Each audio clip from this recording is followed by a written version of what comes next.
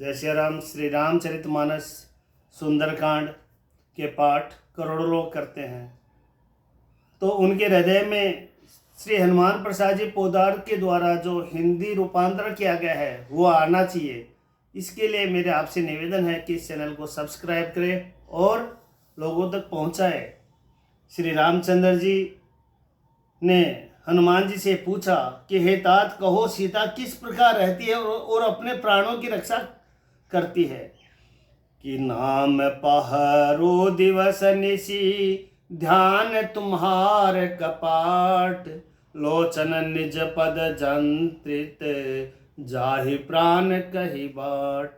हनुमान जी ने कहा, आपका नाम रात दिन पहरा देने वाला है, आपका ध्यान ही किवाड़ है और नेत्रों को अपने चरणों में लगाए रहती है। यही ताला लगा है, फिर प्राण जाए तो किस मार्ग से। चलत मोहि चूड़ामणि दिनहि, रघुपति हृदय लाए सोलिनहि। नाथ जुगल लोचन भरी बारी, बचन कहे कछु जनक कुमारी। चलते समय उन्होंने मुझे चूड़ामणि उतार कर दी। श्री रघुनाथ जी ने उसे लेकर हृदय से लगा लिया। हनुमान जी ने कहा कि हे नाथ, दोनों नेत्रों में जल भरकर जानकी जी ने मुझसे कुछ वचन कहे हैं। अनुज समेत गहूं प्रभु चरना, दीन बंधु प्रंतारित हरना। मन क्रम बचन चरण अनुरागी, कहीं अपराध नात हो त्यागी। कि छोटे भाई समेत प्रभु के चरण पकड़ना और कहना कि आप दीनबंधु हैं, शरणागत के दुखों को दूर करने वाले हैं और मैं मन वचन और कर्म से आपके चरणों की अनुरागिनी हूँ। फिर स्वामी, आपने मुझे किस अपराध से त्याग दिया। अवगुण एक मोर में माना, बिछुरत प्राणन की न पयाना। नाथ सुनैनन को अपराधा, निसरत प्राण करहि हटि बाधा। हाँ, एक दोष मैं अपना अवश्य मानती हूँ कि आपका वियोग होते ही मेरे प्राण नहीं चलेंगे, किंतु हे नाथ, यह तो नेत्रों का अपराध है जो प्राणों के निकलने में हठपूर्वक बाधा देते हैं। बिरह अगनिज तनु तूल समीरा, श्वास जरै छन माहि शरीरा। नैन स्त्रव जल जलो निज हित लागी, जरे ने पाव देह बिरहागी। विरह अग्नि है, शरीर रुई है और श्वास पवन है। इस प्रकार अग्नि और पवन का संयोग होने से यह शरीर क्षण मात्र में जल सकता है, परंतु नेत्र अपने हित के लिए, प्रभु का स्वरूप देखकर सुखी होने के लिए जल आंसू बरसाते हैं, जिससे विरह की आग से भी देह जलने नहीं पाती। सीता जी की विपत्ति बहुत बड़ी है। हे दीन दयालु, वह बिना कहे ही अच्छी है, कहने से आपको बड़ा क्लेश होगा। निमिष निमिष करुणा निधि, जाहि कल्प सम बीती। बेगी चले प्रभु आनिए, भुजबल खल दल जीती।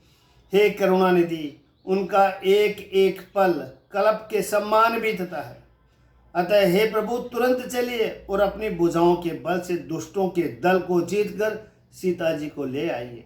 सीता जी का दुख सुनकर सुख के धाम प्रभु के कमल नेत्रों में जल भराया और वे बोले कि बचन काय मन मम गति जाही, सपन हूँ बूझे विपत की ताही। कि मन वचन और शरीर से जिसे मेरी ही गति, मेरा ही आश्रय है, उसे क्या स्वप्न में भी विपत्ति हो सकती है। कह हनुमंत विपति प्रभु सोई, जब तब सुमिरन भजनन होई। केत की बात प्रभु जातु दान की, रिपु जीत आनी भी जान की। हनुमान जी ने कहा, हे प्रभु, विपत्ति तो वही है, तभी है जब आपका भजन स्मरण न हो। हे प्रभु, राक्षसों की बात ही कितनी है, आप शत्रु को जीतकर जानकी जी को ले आवेंगे। भगवान कहने लगे कि सुनो कपितो ही सम्मान उपकारी, नहीं को सुर नर मुनि तनुधारी। प्रीति उपकार करो का तोरा, सन्मुख हो न सकत मन मोरा। भगवान कहने लगे, हे हनुमान सुनो, तेरे सम्मान मेरा उपकारी देवता मनुष्य अथवा मुनि कोई भी शरीरधारी नहीं है। मैं तेरा प्रत्युपकार बदले में उपकार तो क्या करूं, मेरा मन भी तेरे सामने नहीं आ सकता। सुनो सुत तो ही उरन में नाही, देखो करे विचार मन माही। पुनि पुनि कपि चितव सुर त्राता, लोचन नीर पुलक अति गाता। हे पुत्र सुन, मैंने मन में खूब विचार करके देख लिया कि मैं तुझसे ऊरिणी नहीं हो सकता। देवताओं के रक्षक प्रभु बार बार हनुमान जी को देख रहे हैं। नेत्रों में प्रेम आंसुओं के जल भरा है और शरीर अत्यंत पुलकित है। सुने प्रभु बचन बिलो के मुखे, गात हर से हनुमंत। चरण पैरों प्रेमाकुल, त्राहि त्राहि भगवंत। प्रभु के वचन सुनकर और उनके प्रसन्न मुख और पुलकित अंगों को देखकर हनुमान जी हर्षित हो गए और प्रेम में विकल होकर हे भगवान मेरी रक्षा करो कहते हुए श्री राम जी के चरणों में गिर पड़े। बार बार प्रभु चह उठावा, प्रेम मगन ते उठ बन भावा। प्रभु कर पंकज कपि के सीसा, सुमिरि सुदशा मगन गोरीसा। प्रभु उनको बार बार उठाना चाहते हैं, परंतु प्रेम में डूबे हुए हनुमान जी को चरणों से उठाना सुहाता नहीं है। प्रभु का कर कमल हनुमान जी के सिर पर है। उस स्थिति का स्मरण करके शिव जी प्रेम मग्न हो गए। फिर मन को सावधान करके शंकर जी अत्यंत सुंदर कथा कहने लगे कि कपि उठाए प्रभु हृदय लगावा, कर गही परम निकट बैठावा। कि हनुमान जी को उठाकर प्रभु ने हृदय से लगाया और हाथ पकड़कर अत्यंत निकट बैठा लिया। हे हनुमान बताओ तो, रावण के द्वारा सुरक्षित लंका और उसके बड़े बांके किलों को तुमने किस तरह जलाया। हनुमान जी ने प्रभु को प्रसन्न जाना और वे अभिमान रहित वचन बोले, शाखा मृग के बड़ी मनुषाई, शाखा ते शाखा पर जाई। नाग सिंधु हाटक पुर जारा, निशिचर घन विधि विपिन उजारा। बंदर का बस यही बड़ा पुरुषार्थ है कि वह एक डाल से दूसरे डाल पर चला जाता है। मैंने जो समुद्र लांग कर सोने का नगर जलाया और राक्षस गणों को मारकर अशोक वन को उजाड़ डाला, यह सब तो हे श्री रघुनाथ जी आप ही का प्रताप है।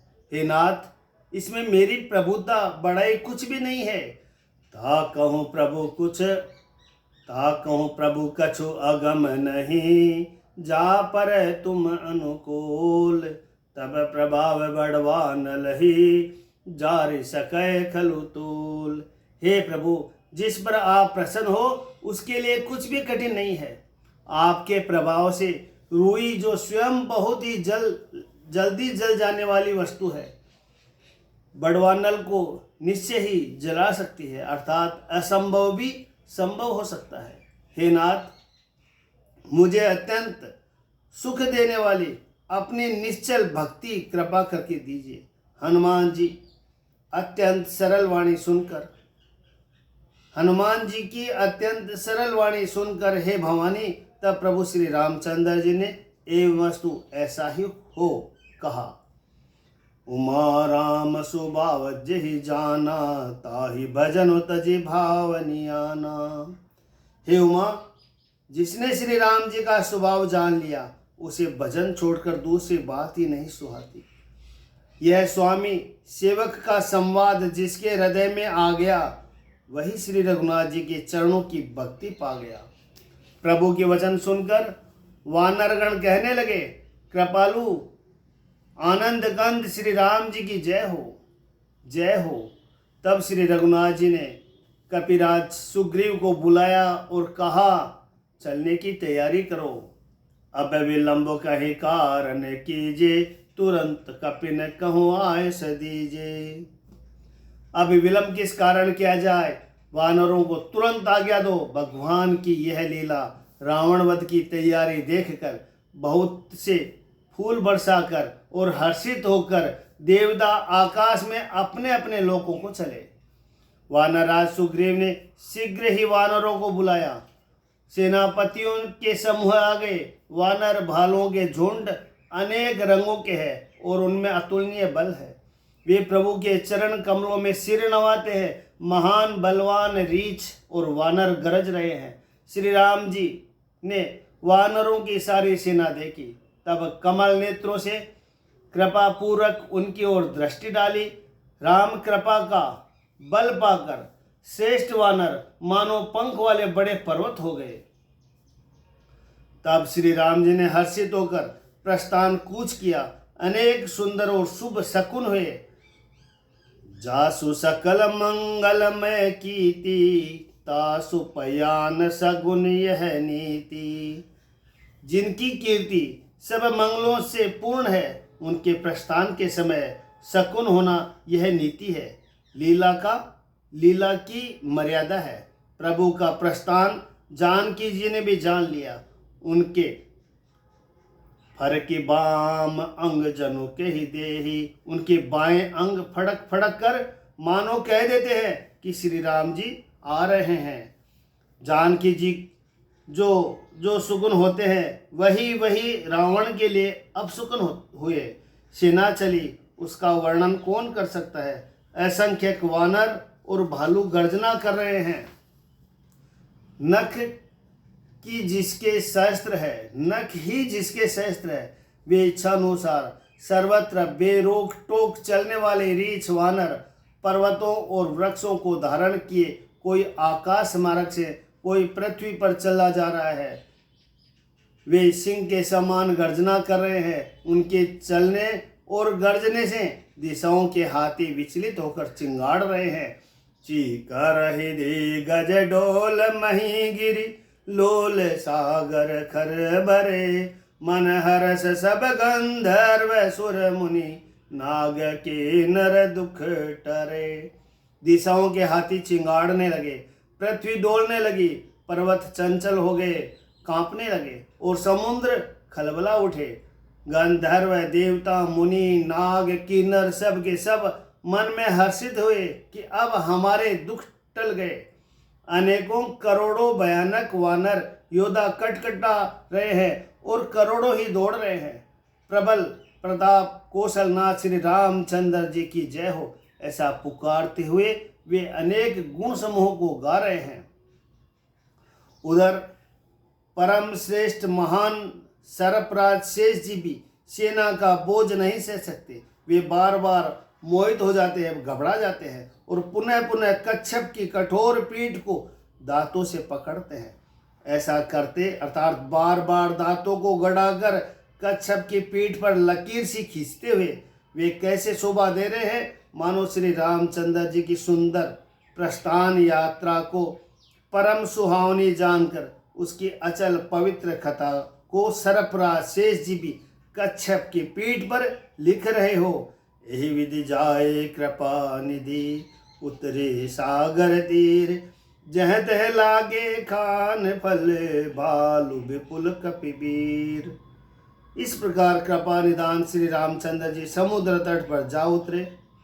अनेकों रीछ वानर वीर जहाँ तहाँ फल खाने लगे।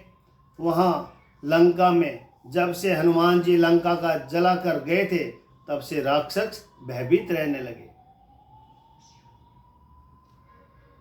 अपने अपने घरों में सब विचार करते हैं कि अब राक्षस कुल की रक्षा कोई उपाय नहीं है।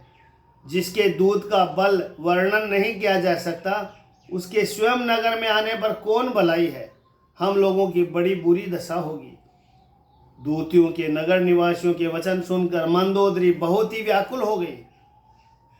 रहसी जोरी कर पति पग लागी, बोली बचन नीति रस पागी। कांत करस हरि सन परिहरहूँ, मोरे कहाँ अति हित ही दरहूँ।